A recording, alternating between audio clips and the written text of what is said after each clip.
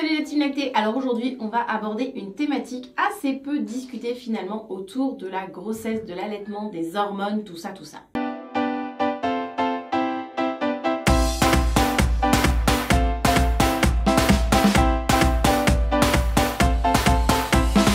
Alors en fait aujourd'hui on ne va pas parler d'allaitement pur, on va plutôt aborder une question, un sujet qui vous questionne beaucoup et sur lequel vous venez souvent me poser des questions par message privé sur mes différents réseaux sociaux. C'est un petit phénomène qui parfois peut même vous inquiéter, mais bon, trêve de bavardage. Aujourd'hui on va parler des effets des hormones de grossesse sur nos bébés, sur nos nouveau-nés. Alors entamons ce sujet qui, je l'espère, va rassurer bon nombre de parents. En effet, les nouveau-nés eux aussi sont susceptibles de subir l'influence des hormones qui vont avoir des petites répercussions sur eux. Des petits boutons blancs, des pertes blanches, des petites règles sont autant de signes de ces phénomènes, des répercussions des hormones de grossesse sur le nouveau-né. Ah oui, évidemment, ça fait 9 mois qu'il baigne dans un bain hormonal et puis maintenant il est dehors, il faut que toutes ces hormones se régulent dans son corps et parfois ça donne des petites choses que l'on va prendre une par une, que l'on va observer et dont on va discuter. Alors un des premiers phénomènes que l'on peut parfois observer, attention, tous ces phénomènes sont des phénomènes généraux, ça ne veut pas dire que votre bébé va avoir un de ces phénomènes ou tous les avoir, il peut ne rien avoir du tout, voilà, ou ça peut passer inaperçu. On se détend déjà juste à la base. Mais revenons à nos moutons. Parlons donc de la fameuse poitrine des bébés. En effet, sous l'effet des hormones de grossesse, les seins de nos bébés peuvent parfois gonfler. En fait, ici, c'est la prolactine qui sera en cause de ces petits renflements de la poitrine de nos bébés. Cette hormone qui est sécrétée pendant la grossesse et au cours de l'allaitement peut faire gonfler les seins de nos bébés et parfois même de façon asymétrique. Ils peuvent être légèrement arrondis ou durs autour du téton, un peu inflammés et parfois même produire un petit liquide. Alors attention, on n'y touche pas parce que ça pourrait stimuler, ce qui entraînera un plus gros gonflement et peut-être même encore un écoulement. On pense bien sûr à le signaler aux professionnels de santé qui sont là et qui nous entourent. Ils sont là pour nous accompagner, pour accompagner nos bébés et ils connaissent très bien ce genre de petits phénomènes, ils nous rassureront très vite. Si c'est le cas de votre bébé, évitez au maximum les frottements avec les vêtements, en optant pour des vêtements larges ou à la bonne taille de bébé. Si vraiment les seins de notre bébé semblent congestionnés, on pourra appliquer une compresse d'eau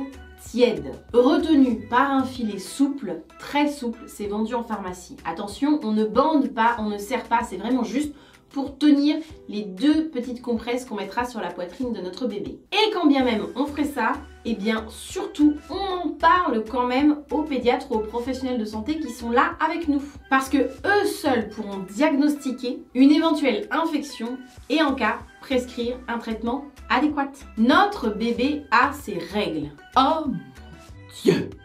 Il peut arriver qu'une petite fille, plus rarement un petit garçon, mais ça peut arriver, ici ça a été notre cas, perde un peu de sang dans ses urines dans les jours suivant l'accouchement. Comme nous, c'est dû à l'orage hormonal qui les a traversés. Et pour ces mêmes raisons, il n'est pas rare que nos petites pitchounes, plutôt les filles, aient des pertes blanches dû toujours à ces phénomènes hormonaux. Comme vu précédemment, on pense à le signaler aux professionnels de santé qui nous entourent. On n'hésite pas à en parler, il n'y a absolument aucune honte, c'est totalement normal et naturel.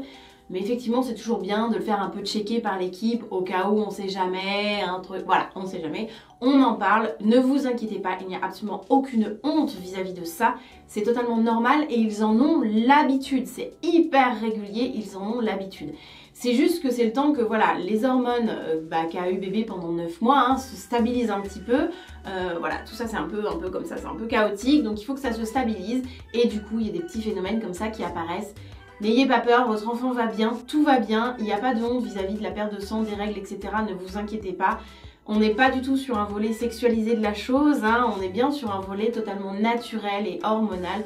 On en parle à l'équipe médicale qui nous entoure, c'est hyper commun pour eux, il n'y a aucun souci, ne vous inquiétez pas, ils vous rassureront et vous verrez, d'ici quelques jours, ce sera passé. Alors toujours en cas de ces fameuses règles, on prend soin de notre bébé avec les mêmes produits que l'on a choisis à la base, on ne change rien. On sèche bien les replis du sexe et on tamponne pour ne pas laisser d'humidité. Alors il peut aussi arriver qu'un bébé ait des petits boutons, vous savez ces fameux petits boutons tout blancs qui peuvent avoir un petit peu partout. On a tendance à l'appeler l'acné du nourrisson parfois. Alors c'est ce qu'on appelle des grains de milium. Ils sont souvent sur le visage et ils sont dus à l'immaturité des glandes sudoripares. Si jamais finalement ces petits boutons deviennent rouges dans les semaines qui suivent, c'est justement ce qu'on appellera l'acné du nourrisson. Encore une fois, les hormones de grossesse ont semé un tel bazar qu'elles ont complètement mis sans dessus-dessous les sécrétions de sébum. En ce qui concerne les grains de milium, les petits boutons blancs, on ne fait rien et on n'y touche pas. On ne les perce pas, on prend patience, ils partiront d'eux-mêmes, même si ça peut prendre un peu de temps. Pour les boutons dits d'acné du nourrisson, c'est pareil, on n'y touche pas.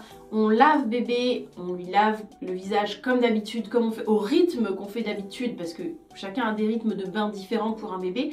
Donc on le lave comme d'habitude avec les produits habituels, au rythme qu'on a l'habitude. On lui sèche bien le visage.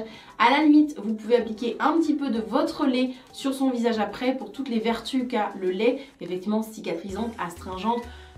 On en passe et des meilleurs. Pour ça, je vous remettrai une vidéo avec tous les bienfaits du lait maternel.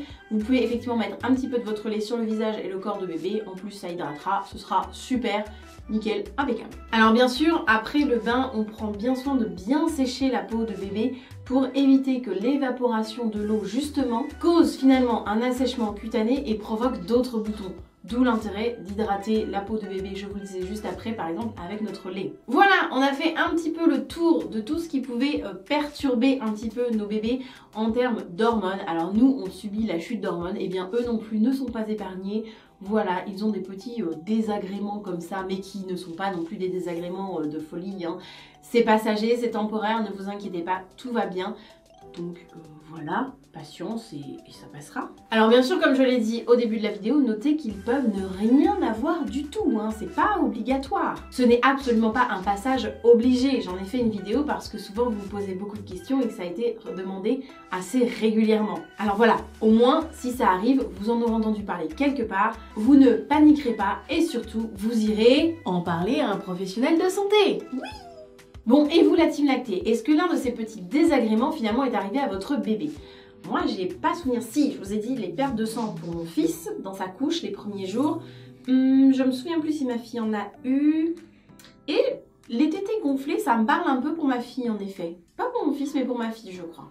Mais je suis plus très sûre. Alors si ça vous est arrivé, justement, dites-nous comment vous avez géré la chose. Nous, c'est vrai que pour notre fils, je me souviens, les petites taches rouge briques, c'était un peu dans la couche, nous ont un petit peu fait paniquer, surtout que moi j'avais la césarienne d'urgence, je pouvais pas changer mon fils, c'était papa qui le faisait. Donc effectivement, papa s'est un petit peu stressé, un petit peu inquiété. Mais comme je vous l'ai dit, on en a tout de suite parlé à l'équipe médicale, qui nous a tout de suite rassurés. Et comme on n'était pas assez rassurés, on en a reparlé au pédiatre quand on l'a vu, qui nous a dit la même chose que l'équipe médicale. Donc au final, on était plutôt rassurés, tout allait bien. Et effectivement, je crois que le 2 ou 3e jour, il n'y en avait même plus, quoi. Allez, venez témoigner en commentaire, venez échanger autour de cette expérience parce que je suis sûre que ça pourra rassurer et aider plein d'autres parents à vivre sereinement ces quelques premiers jours à la maternité avec un petit bébé tout frais, tout nouveau. Bon, et si cette vidéo vous a plu, eh bien n'hésitez pas à la partager. Ça, c'est une petite part de votre travail dans la transmission d'informations qu'on peut se faire entre nous. Et puis sinon, vous pouvez toujours lâcher un petit pouce bleu ou mettre un commentaire avec juste un smile. Moi, ça me fait vraiment plaisir et ça montre à YouTube que vous soutenez mon travail. C'est plutôt cool. Allez, c'est tout pour moi pour cette vidéo. Je vous fais des gros bisous. Je vous souhaite une belle voie lactée et je vous dis à bientôt pour la prochaine vidéo. Ciao, ciao!